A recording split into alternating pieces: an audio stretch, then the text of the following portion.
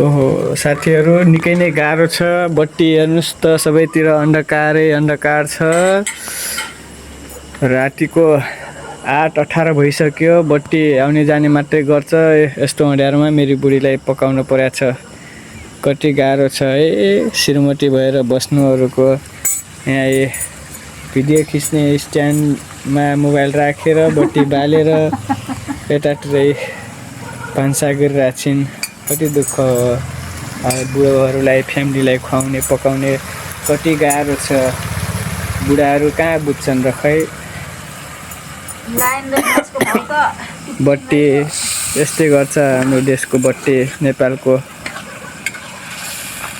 कति दुःख छ हेर्नुहोस् त गाइस। यस्तो गर्मीमा आगोमा पकाउँदाखेरि कस्तो लाग्दो हो।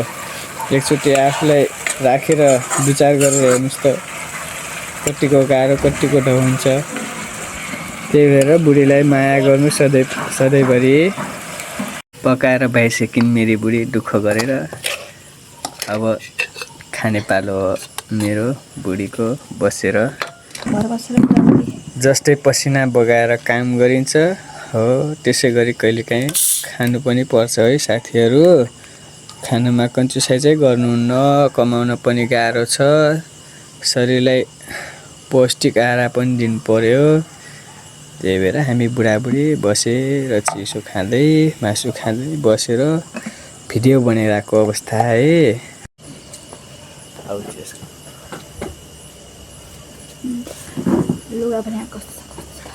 हामी त साथीहरू बुढाबुढीको माया यसरी सुरु हुन्छ हाम्रो।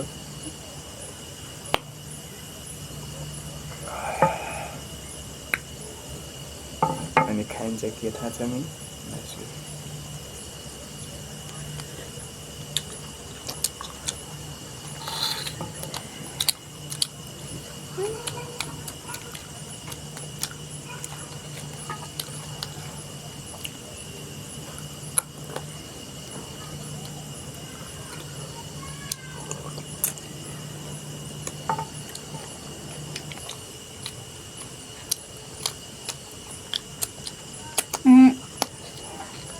यो खासि टक्का माछा पनि माछा उठ्छ नि बाबा। हामी जानु खुवाइ गर्ने हो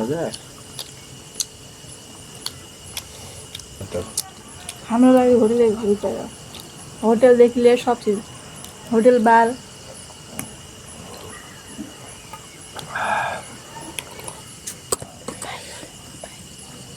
सो गाइज हजुरहरू पनि बुढाबुढी यसरी नै बसेर राम्ररी मिलेर टक्क खानुहोला। सुख दुःखका कुरा मिठा मिठा गर्दै खाँदै एकअर्कालाई माया गर्दै बस्नुहोला। Bye bye. खाइसकेपछिको मजा कस्तो हुन्छ सर यसो हामीलाई बताइदिनुहोस् त। मेरो बोल्ने मुड छैन। धेरै डोज भयो त्यो खाएर यसरी भाँडामा जाँदाखेरि पल चिकन अलि रमिला आहार दिएको त्यो हो। खाना बेला मिठो लाग्यो। काम गर्दाखेरि यहाँ मजा आएको छ। अहिले चाहिँ हाम्रै आराम पाएको अवस्था। अहिले त्यहाँले ढस कम्पनी ढस माया ढस कम्पनी ढस